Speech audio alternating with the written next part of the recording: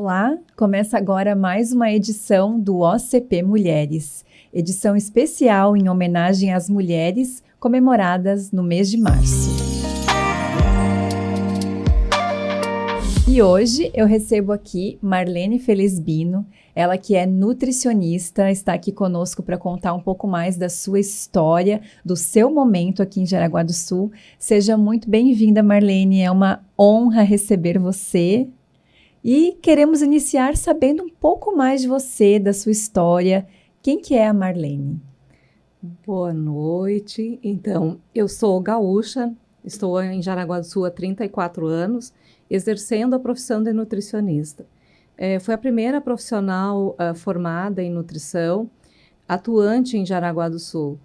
E foi um caminho bem árduo, né? Porque há 34 anos, ser a primeira nutricionista de Jaraguá do Sul, ninguém sabia o que era a profissão, né? Inicialmente eu vim para trabalhar na cozinha industrial do SESI, com 22 anos, sem experiência profissional, para chefiar 101 pessoas com 5.000 refeições diárias. Então, você imagina o desafio que era para uma menina, né? Jaraguá do Sul, há 34 anos, não tinha essa quantidade de prédios que tem hoje, né?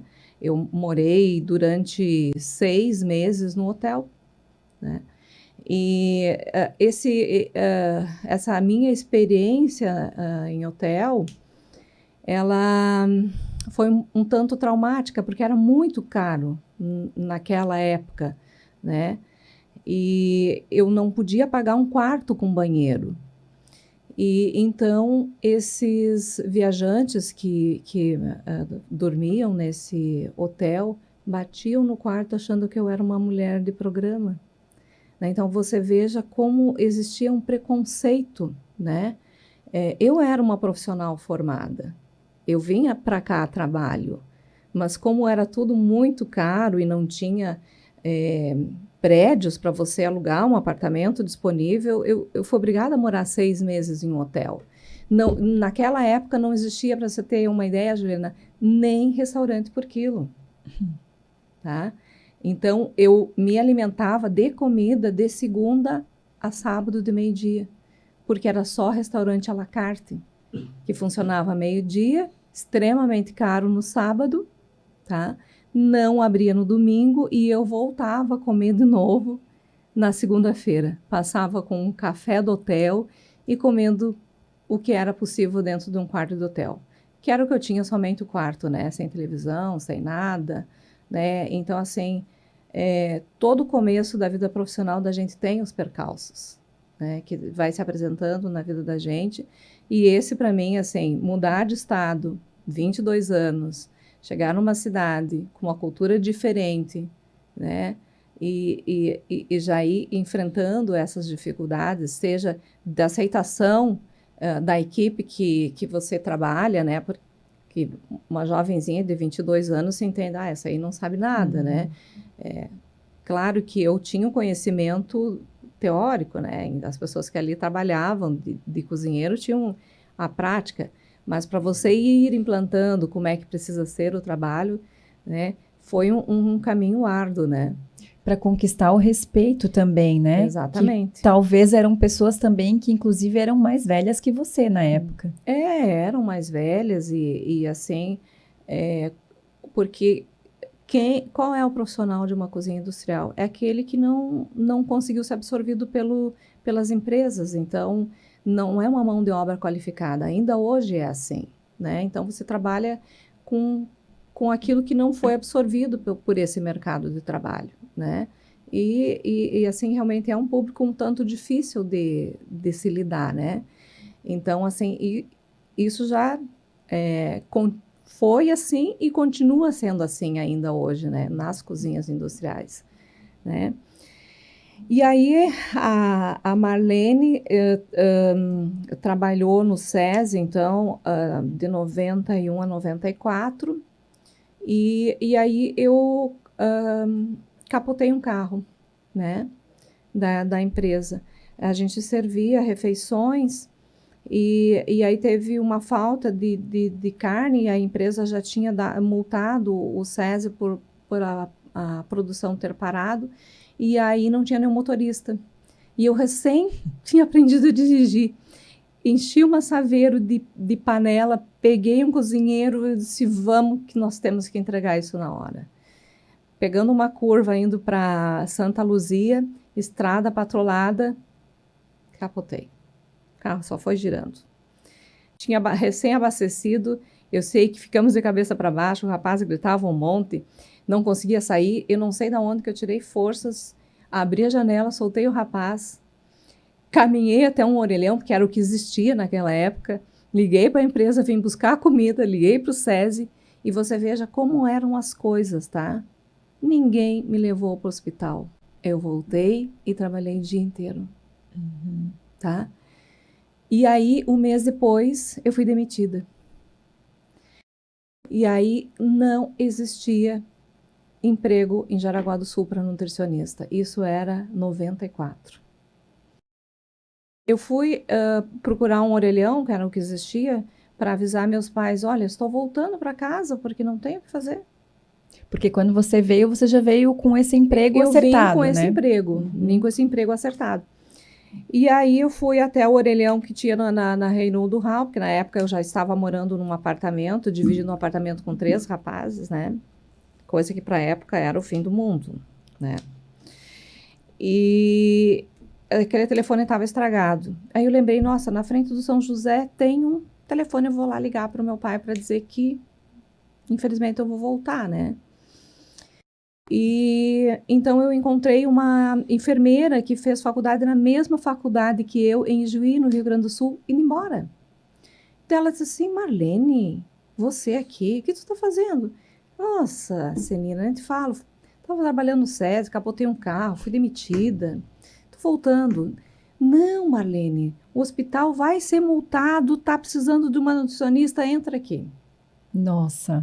No dia seguinte eu entrei no Hospital São José. Sem exame, sem nada. Naquela época, nós tínhamos porco, galinha, horta e uma cozinha que era comandada por uma irmã que trabalhou muitos anos num sanatório.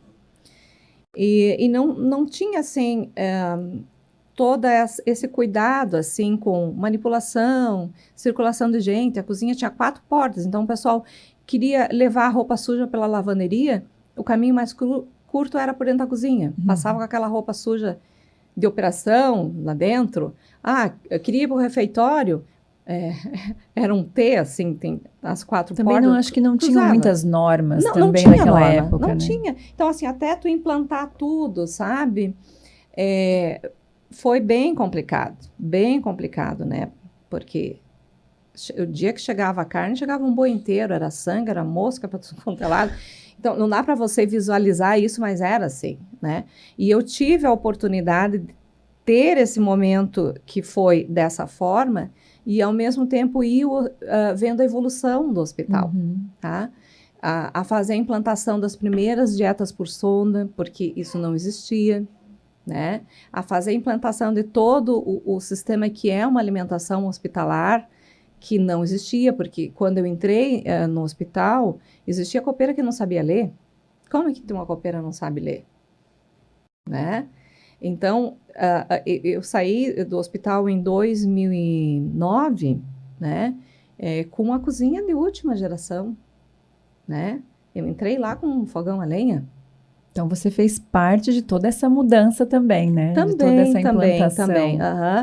E assim, ó, você ir conquistando a confiança da equipe médica, porque é um caminho muito árduo, né? Você trabalhar nessa área da saúde e você ter o respeito profissional, né? E como que se consegue o respeito profissional? Estudando, eu sempre fui muito estudiosa.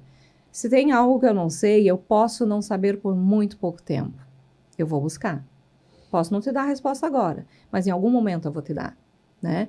E nesse intermeio ali, assim que eu saí do SESI em 94, eu abri o primeiro consultório de nutrição em Jaraguá do Sul.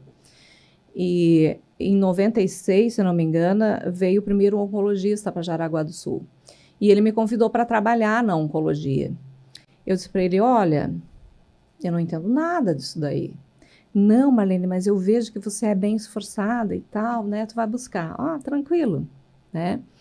Começamos a atender e tal, depois aí foi construída a oncoclínica, e aí a gente tinha um paciente que fez uma cirurgia de retirada do estômago nos Estados Unidos, porque a cirurgia aqui de grande porte ainda era muito recente, né? Porque os primeiros médicos grandes cirurgiões estavam recém chegando, e aí esse paciente havia tirado totalmente o estômago.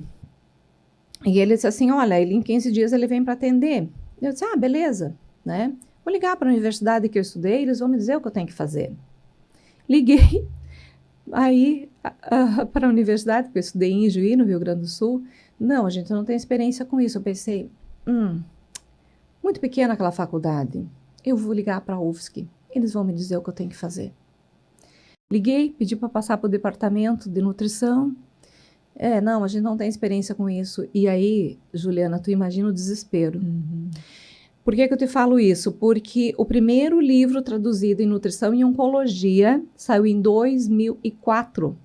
Nós estávamos em 1996, que a nutrição interal estava começando, que não se falava em nutrição e oncologia, e eu estava abraçando essa causa. E que nem tinha tanto acesso à internet assim como a gente tem hoje. Não, né? Você precisava de um artigo científico 3 meses para vir dos Estados Unidos. Entende? Tá? E aí eu disse pro médico lá da clínica, o Dr. Luiz, olha, me dá os teus livros de medicina interna que eu vou estudar. E se tu tiver um livro de fisiologia aí da época que a gente estudou na faculdade, me dá que eu vou estudar. E assim eu fiz, né? Vamos ver como é que o estômago funciona, né? E vamos ver o que acontece sem ele. E aí não me vinha ideia, daqui a pouco me deu um start. Como eu venho de uma família grande, nós somos em 11 filhos, 9 mulheres, cada vez que nascia um filho de uma irmã minha mãe enviava a gente para se babar nas férias, tá? E aí me deu um insight, né? Nossa, a gente começa a comida pro bebê em poucas quantidades, uma comida pastosinha, é isso que eu vou fazer.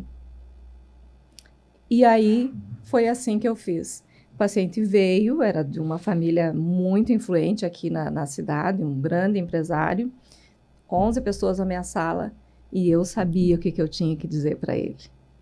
Então, essa foi o início da minha caminhada no nutrição e oncologia. Eu nunca perdi congresso, eu sempre estava em todos os congressos de nutrição interal, que era o que estava começando, né, que é a alimentação via sonda, aquele caninho que coloca pelo nariz, vai até o estômago. Sempre participava. Então, existia os fóruns de discussão. E como eu trabalhava no hospital, a gente já estava implantando essa nutrição, porque até então, como é que era essa nutrição? Era leite batido com bolacha Maria e sopa coada, porque não existiam essas dietas formuladas, né? Então, eu comecei a relatar como é que era a minha experiência com o gotejamento, como é que a gente evitava diarreia, como é que a gente ia, né? Fazia esse manejamento sem dar problemas para o paciente, com a experiência que eu estava vivendo dentro do hospital. E aí eu comecei a ser convidada para participar desses fóruns e tal. Então, assim, eu fui evoluindo dentro da nutrição, né? E nesse interim, foi chegando mais nutricionistas e eu fui acolhendo essas colegas, né?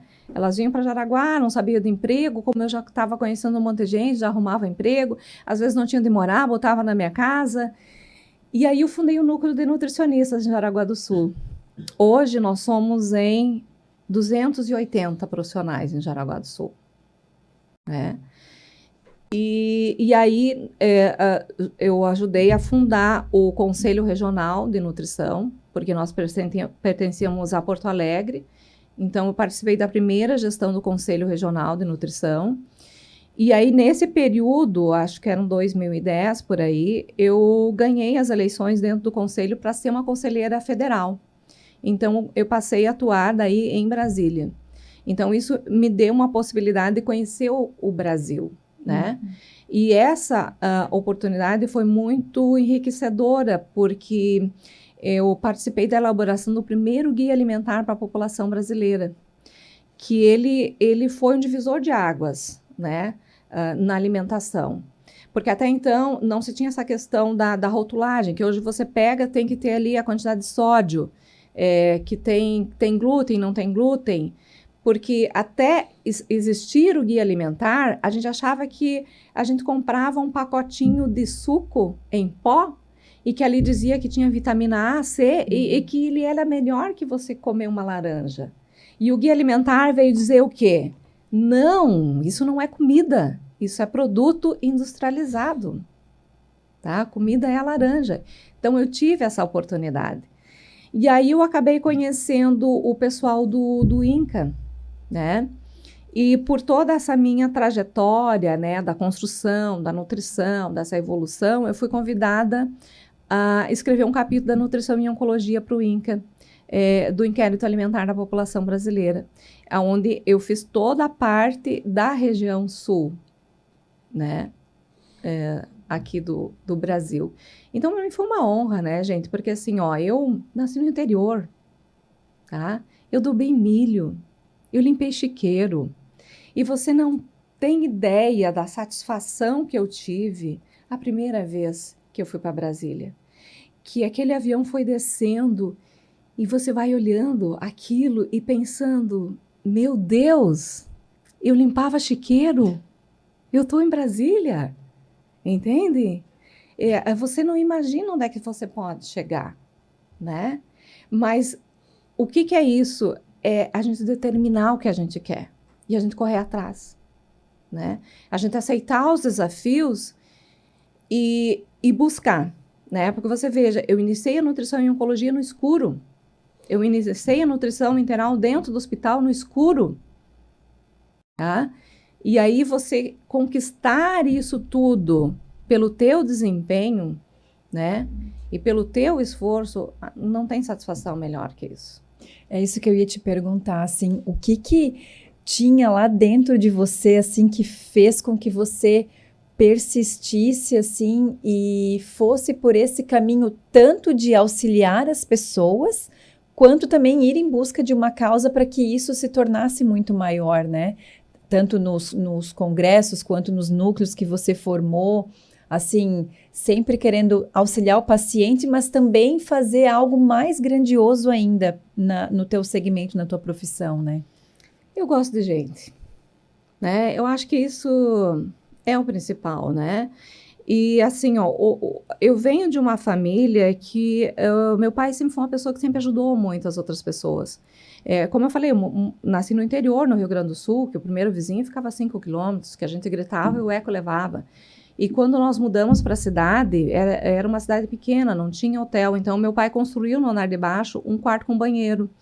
Para quem precisasse vir do interior, para ir no banco, ou precisasse ir no médico, né? Tivesse um lugar para dormir. Então, a casa da minha família materna e paterna foi uma casa aberta para receber as pessoas.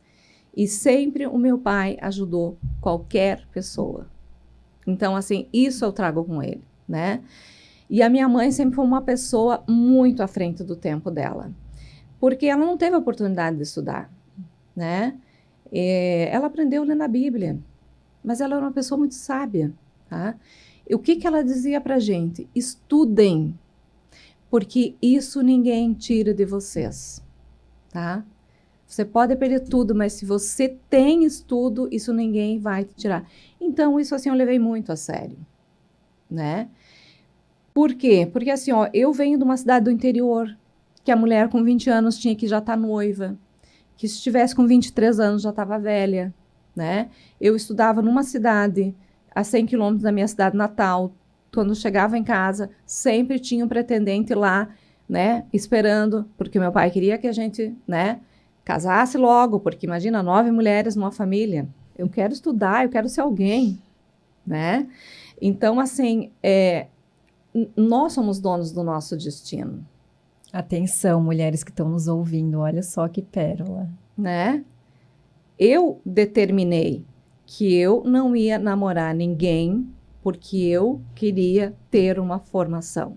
Por quê? Porque eu tinha um objetivo maior, né? Então, eu atingi esse objetivo, que é me formar, né? E aí cheguei aqui e as dificuldades foram vindo, né? E assim, gente, eu sou uma pessoa de muita fé.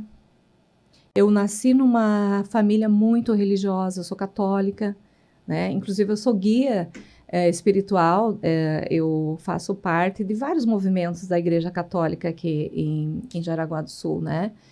E eu sou guia da Oficina de Oração e Vida, então eu faço um trabalho voluntário de espiritualização com dependentes químicos, né?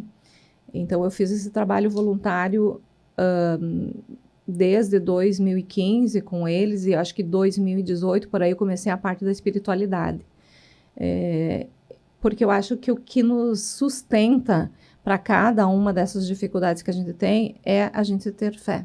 Eu acho que a gente tem que ter fé em algo maior, né? E assim, ó, por que eu te falo isso da fé também? Eu levei muito tempo para engravidar, estava morando já há 11 anos com meu marido, engravidei aos 35 anos, gestação gemelar, né? E a minha gestação foi interrompida com 30 semanas. Então, o médico disse assim, olha, talvez eles não ouçam, talvez eles não falem, talvez eles não enxerguem, talvez eles não caminhem, talvez eles não aprendam. Então, esse foi o prognóstico que eu recebi aquelas duas crianças, né? Um com 830 gramas, o outro com 1,5 kg. Então, você imagina entrar numa UTI neonatal e ler o prontuário e entender o que está acontecendo com seu filho, né? E aí, assim, foi toda uma luta muito grande pela sobrevivência deles, né? E eu tive os meninos em Joinville, então a minha família não é daqui, estava sozinha lá em Joinville. E aí tinha algumas mães que também passavam o dia todo lá no hospital e algumas não tinham o que comer, então fui catando aquela gente para dentro do meu quarto. Então, assim, como via muita comida para mim, eu dividia a comida com mais 2 outras mães que estavam lá, né? E aí viemos para casa com os meninos, né, com bastante dificuldades, né, e eles foram crescendo e a médica disse assim, não, Marlene, o cérebro da criança ele é complacente, ele vai depender muito do teu estímulo. E aí, então, eu não aceitei esse negócio de que não vai andar, não vai falar, não vai aprender. Então, eu realmente investi em estímulo para os meninos, né, e hoje eles estão com 22 anos, né? Eu sou, que eles chamam de mãe atípica, né? Porque ambos têm déficit de atenção, hiperatividade, né? Um deles tem deficiência mental leve, porque eu vou à luta das coisas, assim como qualquer mãe de PCD também vai. Mas a inserção no mercado, de fato, realmente, ela é bastante discurso e pouca prática. É uma causa hoje que você abraça, então? É uma causa que eu sempre abracei, porque eu tinha uma irmã que sofria de epilepsia. E a gente ia na escola junto, e aí, assim, todo mundo chamava ela de louquinha, de louquinha. Eu disse, não, preciso defender essa minha irmã, né? Ela era 3 anos mais velha que eu. Eu acho que eu devia estar o quê? Com que idade que está uma criança que está na 3ª série? Uns 8? 7, 8 anos. 7, 8 anos. Aí eu disse para um vizinho meu, me ensina a bater. Eu quero aprender a lutar. Porque primeiro que disser que a minha irmã é louquinha, ou eu apanho ou eu vou bater. Né? Então eu te digo que eu já defendo essa causa desde os 9 anos. Né? E Marlene, você comentou na nossa conversa que você está aposentada atualmente, né? Sim. Como que é o teu dia a dia hoje, então? Fiquei 2 anos em casa, né? Foi muito bom, porque quando a gente se aposenta, a gente quer limpar, quer fazer isso, fazer aquilo, né? E, assim, isso passou, né? Eu recebi um convite para ser assessora dos conselhos de assistência social aqui. Eu faço parte dos Conselhos da Saúde desde 2004, eu fui presidente 2 vezes do Conselho da Segurança Alimentar, e aí agora eu estou trabalhando, batendo cartão, uma coisa que faz muito tempo que eu não faço na minha vida, né? Mas uma experiência muito interessante, né? Porque ali eu estou como assessora do Conselho da Infância e Adolescência, do Conselho do Idoso, do Conselho do Deficiente e do Conselho da Assistência Social. Então, é um leque de muitas situações que acontecem no município. Isso tá me colocando à frente de coisas que eu posso fazer, né? Então, tá conhecendo essa realidade de Jaraguá do Sul, né?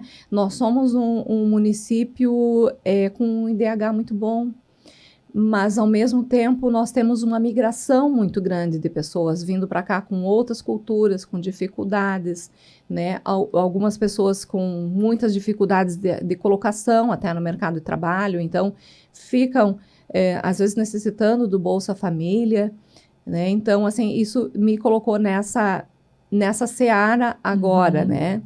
Sempre um aprendizado. Acho que a gente tem que estar aberto para esses aprendizados, né? Então, agora você está mais inserida na questão envolvendo a política mesmo, assim. E esse teu desejo, assim, essa vontade de participar desses projetos, dessas causas, de onde surgiu tudo isso? Então, é o que eu te falei anteriormente, assim, ó, eu já tenho essa pegada de estar indo sempre à busca, de estar defendendo, né? Eu acho que eu já nasci um ser político, né? Acho que naquele momento que eu disse para o meu vizinho, me ensina a lutar, que eu vou defender a minha irmã, eu já estava sendo política, né? E assim, ó, eu pretendo colocar meu nome à disposição, né, para concorrer a um cargo de vereadora, para a gente poder estar tendo essas questões aí, né? Porque eu sou uma pessoa que vivenciou na prática a saúde. Nós temos uma saúde muito boa em Jaraguá do Sul, mas a gente tem que se preocupar com o envelhecimento que está a nossa população, né? E também a gente tem que se preocupar com essas nossas crianças que nós temos, né? Porque não dá para a gente pensar que a gente só tem pedofilia na Ilha de Marajó. Isso não é a realidade, né? A gente tem isso aqui em Jaraguá, com bebês, com crianças, né? Então, assim, como que você vai fazer tudo isso, né? Então, assim, e uma coisa que me pega muito é o número insuficiente de mulheres vereadoras. Nós temos 2, com aquele monte de homens. E aquele monte de homens que está lá muitos anos, fazendo da Câmara um lugar de profissão. Acho que isso tem que acabar, entendem? Trazer um pouco mais da energia feminina, né? Energia feminina, nós temos que assumir o nosso espaço, nós temos que lutar, né, pela mulher mesmo, né? Então, eu acho que realmente é ocupar o nosso espaço devido, né? E não se acanhar, porque o que acontece? A mulher sempre foi o número para compor chapa. E a gente não pode mais aceitar isso, né? Dos homens serem os caras que são os preferidos de partido X ou Y, né? Nós temos capacidade, né? Por quê? Porque tem um ditado que diz o seguinte: o homem é a cabeça, mas a mulher é o pescoço que segura essa cabeça. Marlene, né? Foi um prazer falar com você. Muito obrigada por trazer para você a tua história, uma história que pode inspirar muitas mulheres, uma história de resiliência, de foco e dedicação, de ir em busca daquilo que se quer. Muito obrigada por estar conosco. E olha, meninas, eu digo para vocês, não se rendam aos desejos de outras pessoas. Você é responsável pelo teu destino. Você pode chegar onde você quiser. Determine, tenha foco e vá em frente. E lembre-se o que a minha mãe dizia: estude porque o conhecimento ninguém te tira. Maravilhoso, muito obrigada. E muito obrigada à nossa audiência também por estar conosco. E até o próximo OCP Mulheres.